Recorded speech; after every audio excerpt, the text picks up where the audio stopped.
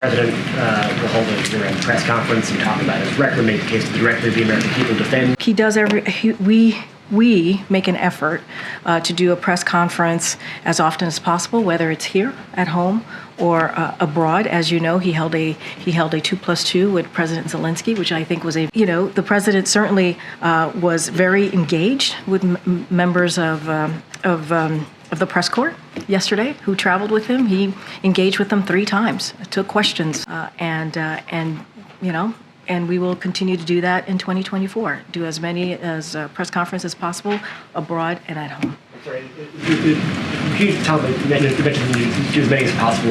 What's the president? Is nothing as public schedule. They obviously had a phone call this morning. I'm just wondering if you can, characterize why you can make time on the president's calendar whenever you want. Well, he made time yesterday to talk to the press. Yesterday, he did. He talked to them. We made time to make sure that he gave a statement from him, and we will make the effort to do press conferences here at home and abroad as well, just like we did last week with President Zelenskyy. You started talking about accomplishments from this last year.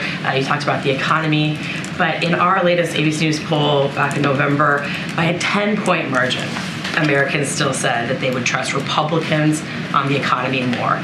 So what is your message to Americans who just think what you've done on the economy is not enough? Look, we understand what Americans have gone through. We do.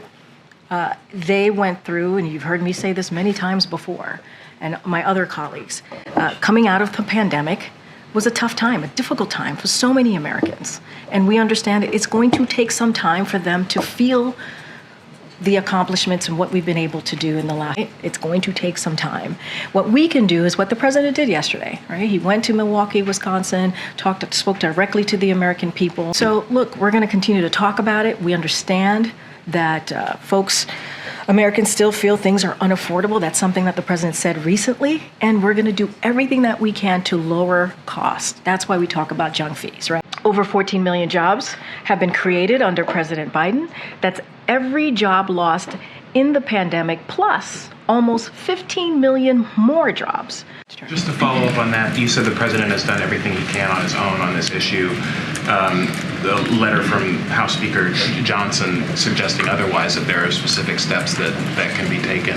Do you see anything in what he suggested that you would be open to? So I heard the letter. I have not read the letter, so I can't speak to the letter. Push forward our HR2, which as we have said, it doesn't help the border, actually makes it worse, which is why the president put forth a comprehensive immigration plan, legislation to be even more clear on the first day. And so I can't speak to the letter. I have not seen it. I heard about it when I was coming out, but I cannot speak to what Speaker Johnson has laid out in the letter.